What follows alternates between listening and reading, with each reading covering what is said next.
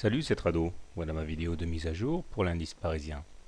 La séance d'aujourd'hui a permis de confirmer l'objectif qui était assigné à l'indice parisien puisque nous avons touché et enfoncé en séance l'objectif de la tasse avec anse que j'avais fait figurer ici.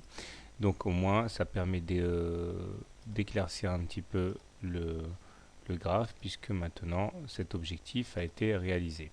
Alors nous avons comme objectif intermédiaire maintenant un plus haut intermédiaire qui correspond à celui du 27 avril, ici, qui, euh, qui se situe à 4020. Et nous avons toujours le haut du canal rose à atteindre en objectif haussier de moyen terme.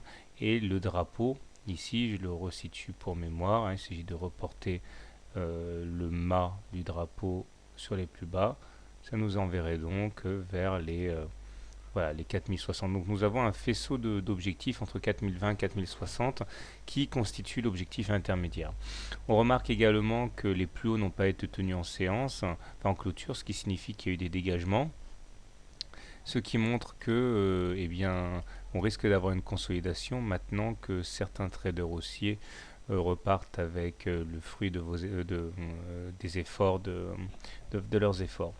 Alors nous avons également à l'heure où je parle une réintégration des Bollinger puisque certains marchés cotent après 17h30, notamment les CFD. Donc on verra ce qui se passera demain, mais il faut se préparer maintenant à une légère consolidation qui ne remet pas a priori en cause la hausse à moyen terme.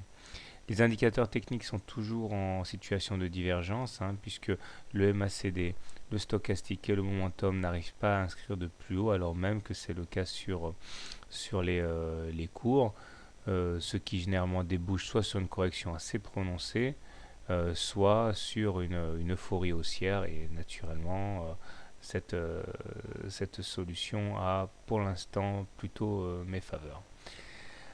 La M7 et la M20 conservent leur orientation haussière très marquée, ce qui signifie qu'elles joueront notamment, normalement comme des supports en cas d'attaque baissière. Alors comment trader l'indice parisien demain? Si vous êtes haussier sur l'indice parisien, eh bien plusieurs solutions. Première solution, vous attendez un retour sur la M7 et en cas de rebond sur les unités courtes, vous achetez avec pour objectif un retour en intraday sur la Bollinger supérieure. Solution alternative, vous attendez un retour sur la M20 pour le faire, avec le même réflexe de mettre un stop loss en cas de clôture en dessous de la M20. Solution cette fois-ci baissière si vous voulez shorter l'indice parisien. Soit vous attendez une clôture à l'intérieur des Bollinger et vous shortez avec pour objectif la M7. Stop loss en cas de dépassement des plus hauts d'aujourd'hui. Soit vous attendez qu'on aille caler contre un des objectifs aussi intermédiaires, notamment les 4020, pour shorter.